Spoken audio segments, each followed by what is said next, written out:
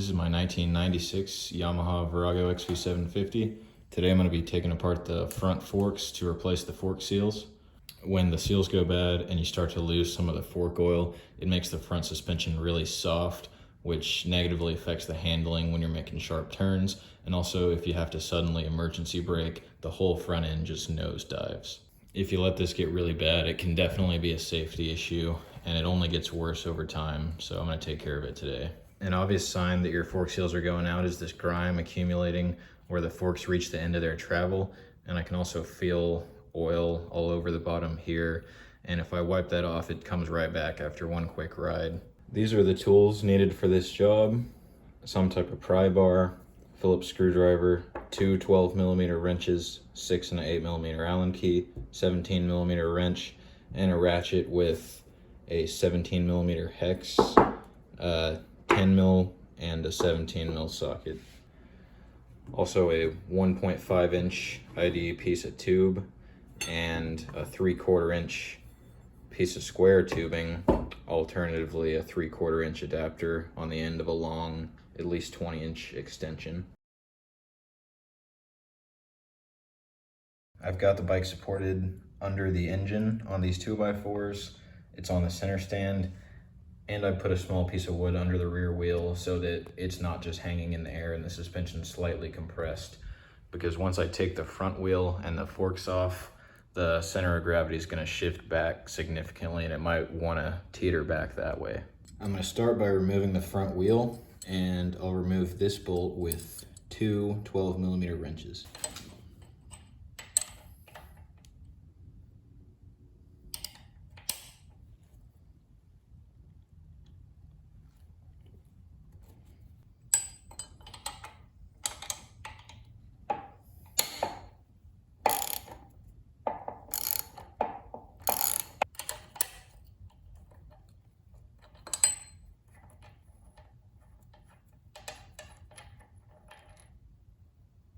Next, I'm going to remove the center bolt with this 17mm wrench.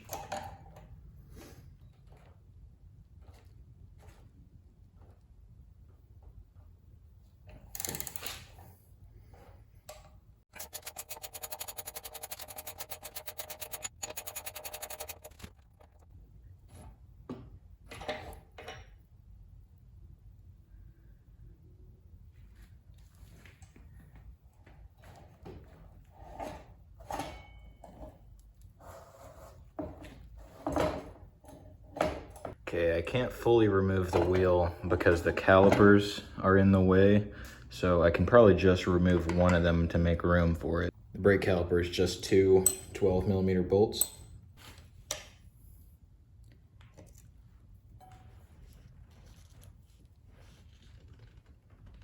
Oh, God.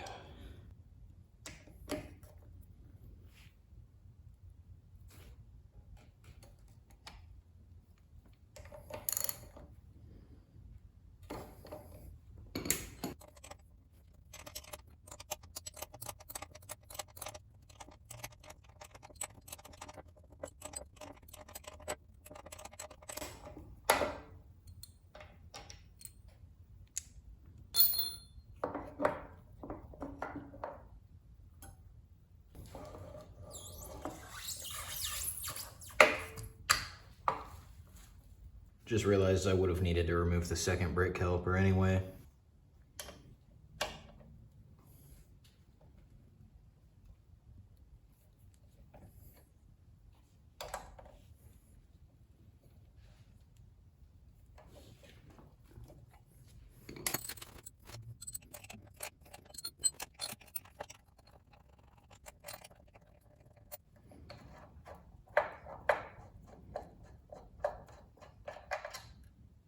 And I'm going to remove these covers with a Phillips screwdriver.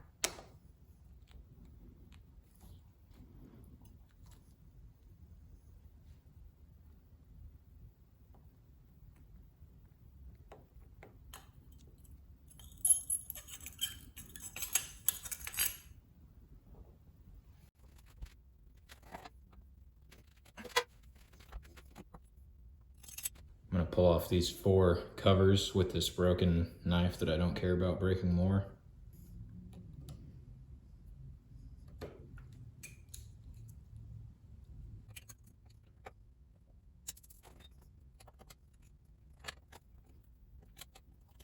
6mm Allen key for the 4 bolts.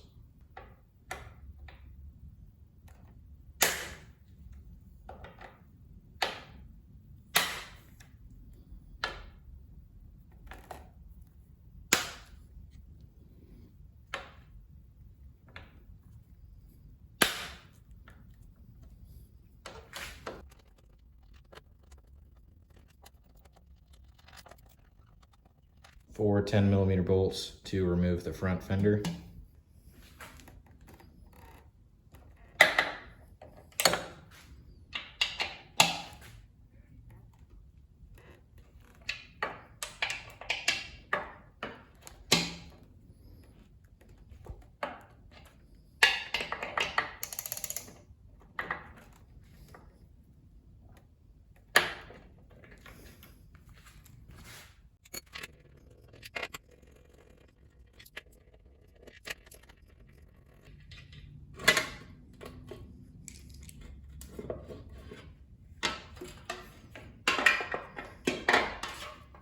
Now I've got room to pull the brake lines free of these guards. Now I've got the calipers hung on a bungee cord from their bolt holes to avoid stressing the flexible brake lines. I'm gonna pry off this top cap and that top cap.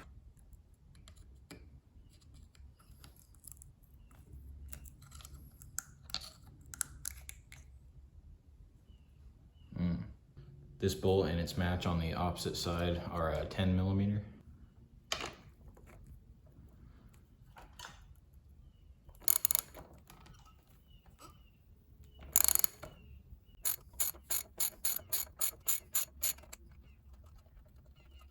You don't need to completely remove it, just leave it nice and loose.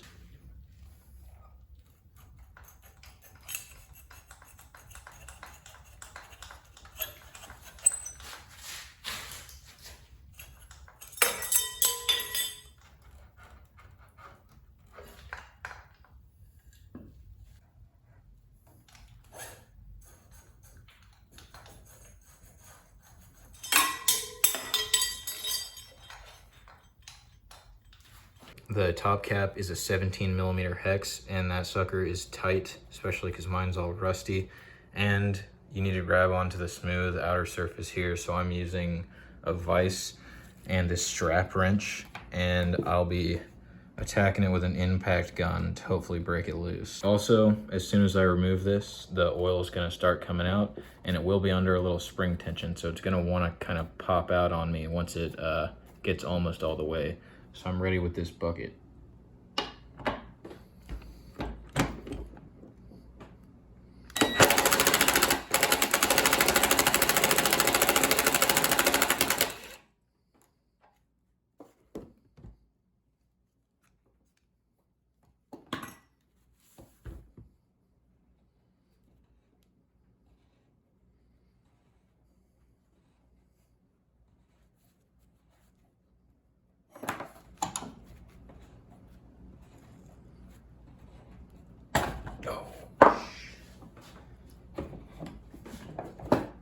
So immediately after that, one sleeve, one spring, and the cap and washer came out from each side. Removing this nut is going to be tricky because the part that it threads into on the inside is free spinning relative to the outer body. So what I'm going to do is hit it with the impact at the same time as I'm pulling pretty hard the other way on this other end. And what that'll do is that'll compress this spring just a little bit, and if I'm lucky, that'll help hold this piece in place with friction just enough to break this nut free there. Okay, the impact worked the first fork, but not the second one. It's still in there. So I need a tool that can grab onto this from the other side to prevent it from spinning while I unscrew that. See that?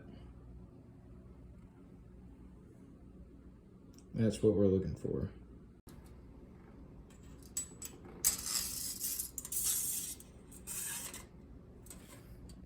So this 12-point socket is pretty much exactly an inch point to point. I thought it was a 3/4 triple square at first, but it doesn't quite fit my 3/4 drive socket. However, this piece of pipe, square tubing, which is actually a hair over 3/4, it does fit nice and snug onto that, with a little bit of convincing. I think the reason this doesn't fit is because the radii are a little smaller than on the square tubing, so that causes the corners to kind of extend deeper into these corners too far for it to fit.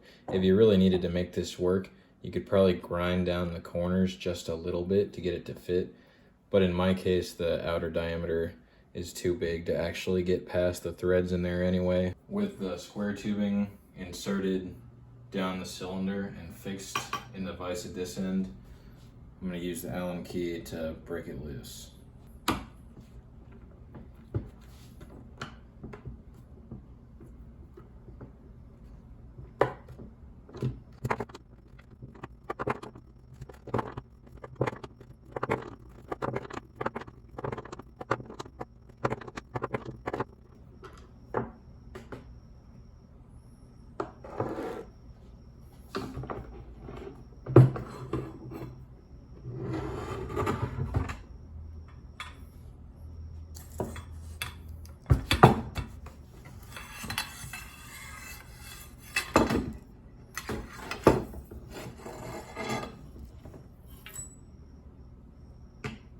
Here's all the parts that I've removed up to this point. I'm gonna carefully pry off the upper seal and the snap ring below it.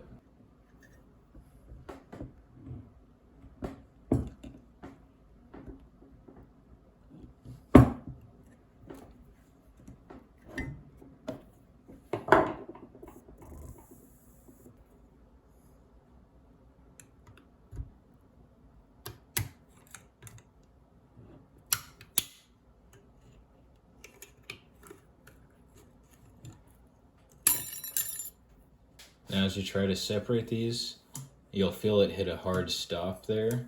You want to just give it a nice firm yank to separate them.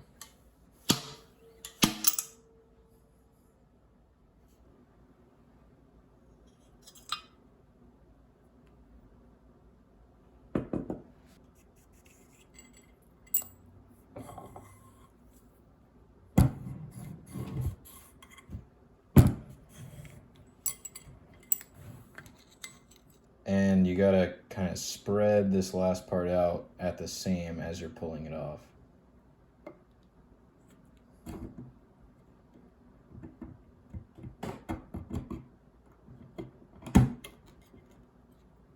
This is the rebuild kit I'm using. Got it on eBay, one for each fork. These are all the parts I'll be replacing, old and new. The seals themselves, the old ones are pretty beat up and crusty compared to the new ones.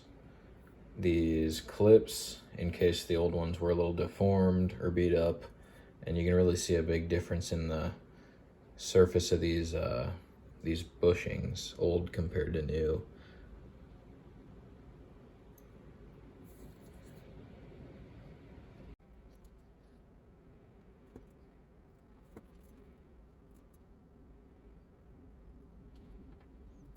These are all the parts that I will not be replacing, but I am going to clean them really well before I reinstall them.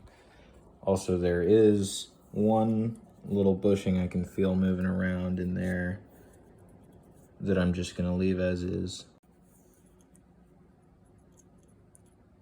Now that everything's cleaned up about as well as I can get it, I'm just reassembling everything in the same order I took it apart in.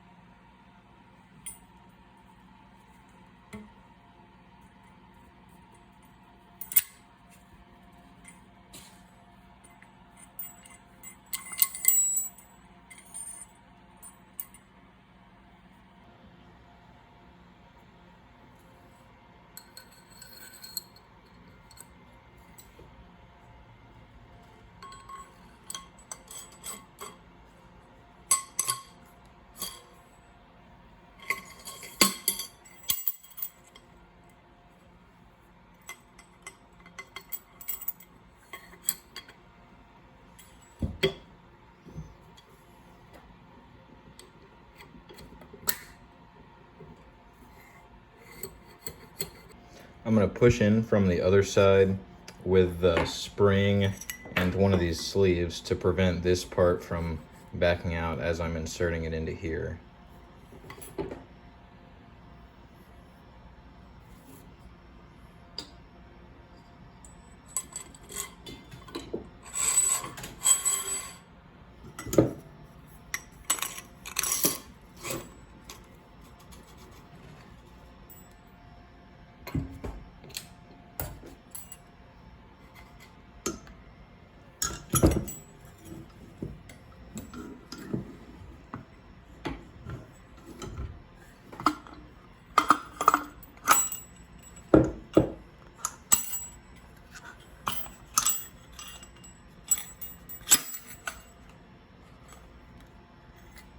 Now I can just barely see the threads in there for this bolt. Took a little difficulty aligning that.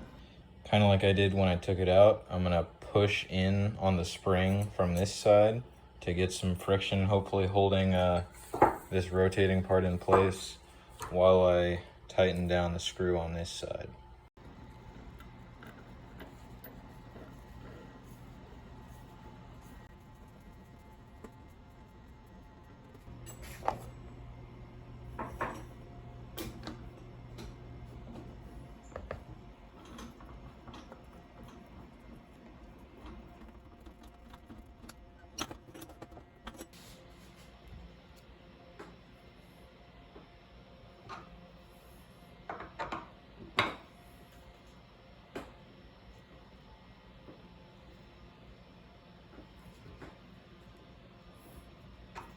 It was much easier getting that back on. Once it was snugged down, there was kind of enough friction just for it to hold itself in place while I fully tightened it.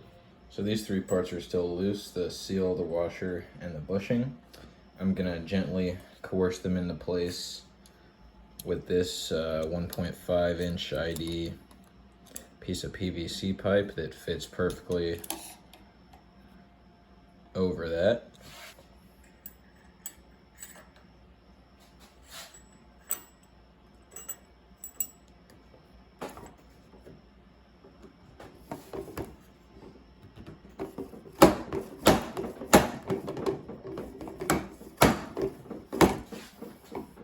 Important note, I'm pounding it with the factory cut edge of that pipe that doesn't have any jagged spots on it, but I gave that a few good whacks until I could see the groove for the snap ring all the way around.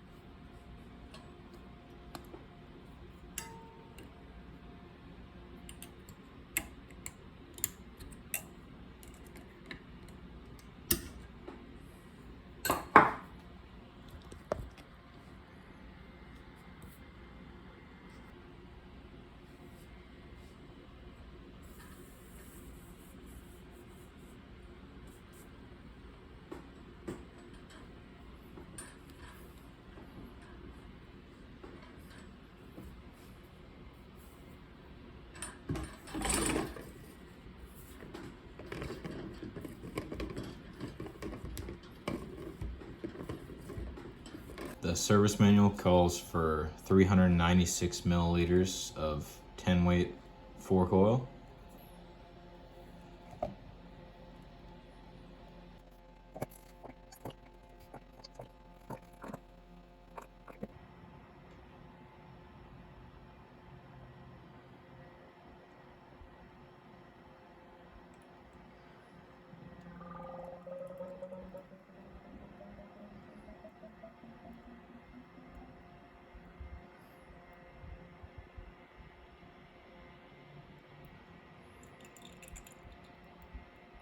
So after putting in the manual recommended amount of oil, I just barely get my measuring tape wet at a little shy of 8 inches.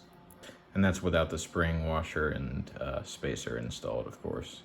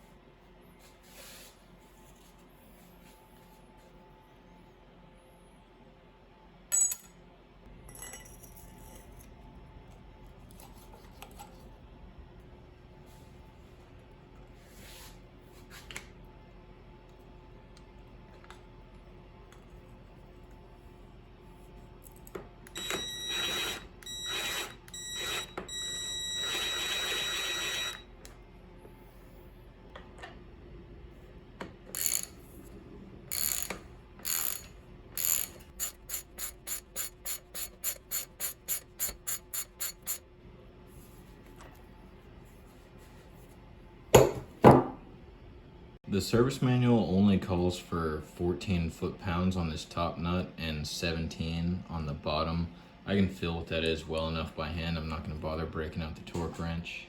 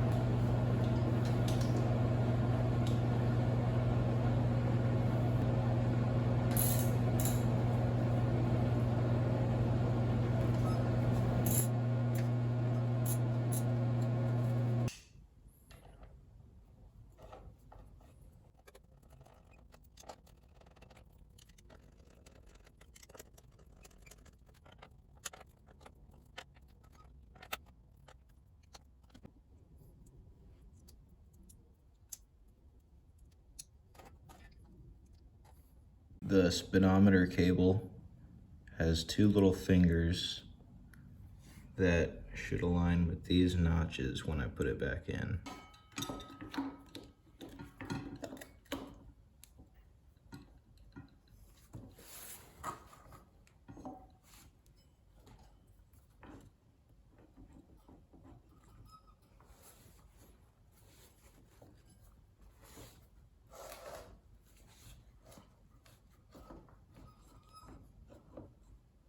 Putting a little fresh grease across the axle bolt.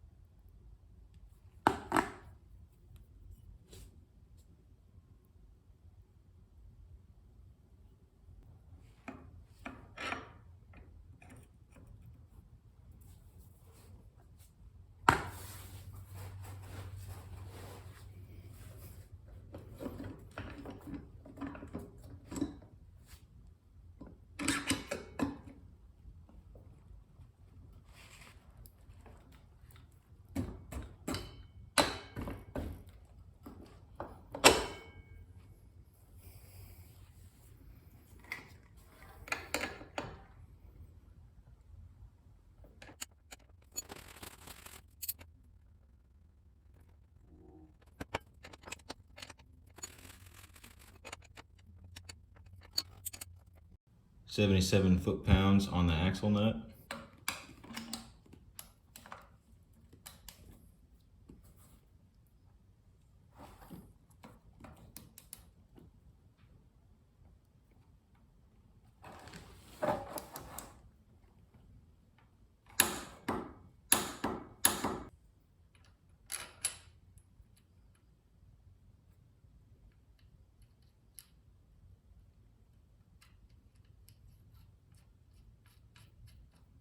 And only 14 foot-pounds on this one.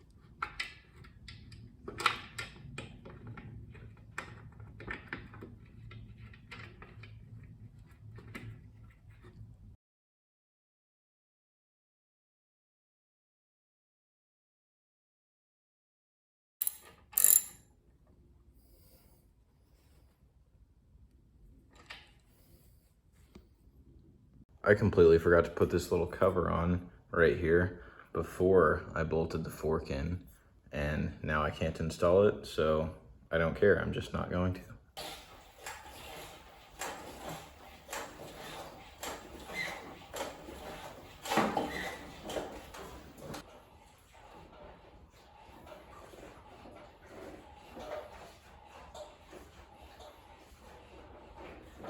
After a brief test ride, I noticed a big improvement in the handling and the overall suspension feel.